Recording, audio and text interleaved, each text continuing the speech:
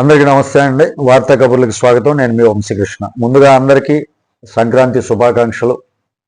సాధారణంగా రాజకీయ పార్టీలు ఏంటంటే ఓడిపోయినప్పుడు ఏం చేస్తాయండి, ప్రజల సమస్య మీద పోరాటమా లేదా ప్రజల మధ్య విద్వేషాలను రెచ్చగొట్టేటట్లు ఉంటాయా?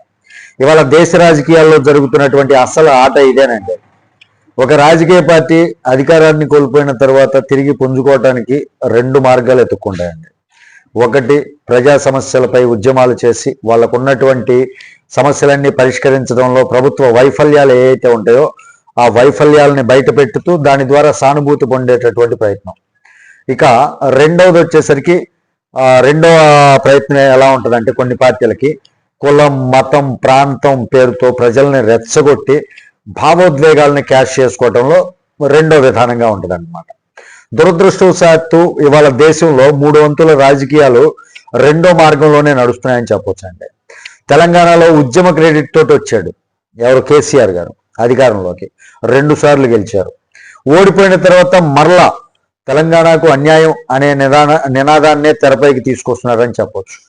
ఇక ఆంధ్రప్రదేశ్లో చూసినట్లయితే జగన్మోహన్ రెడ్డి గారు ప్రాంతీయ కుల భావోద్వేగాలను రెచ్చగొట్టడంలో ఆయనకు ప్రత్యేకమైనటువంటి నైపుణ్యం అయితే ఉందండి.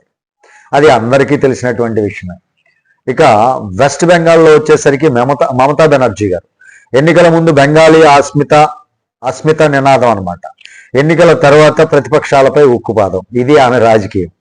ఇక మహారాష్ట్రలో వచ్చేసరికి శివసేన చరిత్ర అయితే మరింత ప్రమాదకరం అని చెప్పొచ్చండి. బాల్ ఠాకరే కాలం నుంచి దక్షిణాది వాళ్ళు, బీహారీలు, ఉత్తర భారతీయులు ఎవరో ఒకరిని టార్గెట్ చేయడం ద్వారానే రాజకీయ ఉనికిని నిలబెట్టే ప్రయత్నం ఆ శివసేన చరిత్ర ఇదంతా కూడా. ఇప్పుడు శివసేన చీలిపోయి బలహీనపడిన తర్వాత ఉద్ధవ్ ఠాకరే, రాజ్ ఠాకరే చేతులు కలిపారు. లక్ష్యం ఒకటే, మరాఠా ఓటు. దీనికోసమే వాళ్ళిద్దరూ చేతులు కలపడం జరిగింది. అందులో భాగంగానే వచ్చిన నినాదమే హటావో లుంగి. వెరైటీగా ఉంది కదా, హటావో లుంగి అంట. ఇది ఒక వ్యక్తిపై విమర్శ కాదండి, దక్షిణాది సంస్కృతి మీద, వేషధారణ మీద దాడని చెప్పవచ్చు. ముంబై కేవలం మరాఠాల నగరం కాదు, అది భారతదేశ ఆర్థిక రాజధాని. దేశం నలుమూలల నుంచి వచ్చినటువంటి వాళ్ళ శ్రమతో ఎదిగినటువంటి నగరం అని చెప్పొచ్చు ముంబైని. ప్రతి దేశానికి సంబంధించినటువంటి వాళ్ళు దేశం నలుమూలల నుంచి కూడా ఆ ముంబై నగరంలో అక్కడికి వచ్చి అక్కడ ఎదుగుతూ ఉంటారనమాట.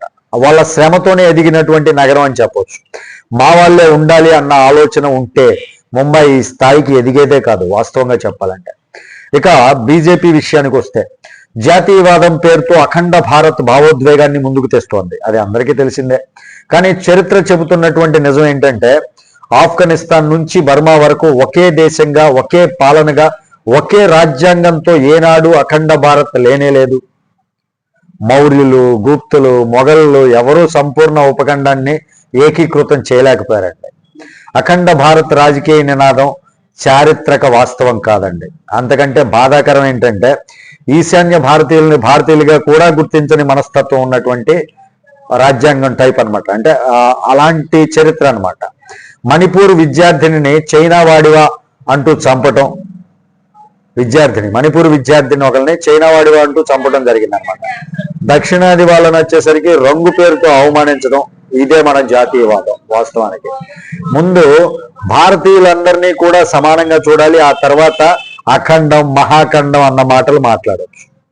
ప్రాంతం, కులం, మతం పేరుతో రాజకీయ లబ్ధి కోరే వాళ్లకు పగ్గం వేయాల్సినటువంటి సమయం వచ్చిందండి. మనందరం కూడా దాని మీద అవేర్నెస్, అంటే జాగ్రత్తగా ఉండాల్సినటువంటి అవసరం ఎంతైనా ఉంది.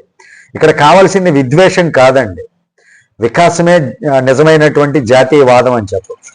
మరి ఇలాంటి దేశ రాజకీయాల నుంచి మనందరం కూడా జాగ్రత్తగా ఉండేటటువంటి అవకాశం ప్రతి ఒక్కరిలో కనువిప్పు కలిగేటటువంటి అవకాశం ఉంటుందా? దీనిపై మీ అమూల్యమైనటువంటి ఒపీనియన్ కామెంట్ సెక్షన్లో తెలియజేయండి. నెక్స్ట్ వీడియోలో మనం కలుద్దాం. Thank you. జై హింద్.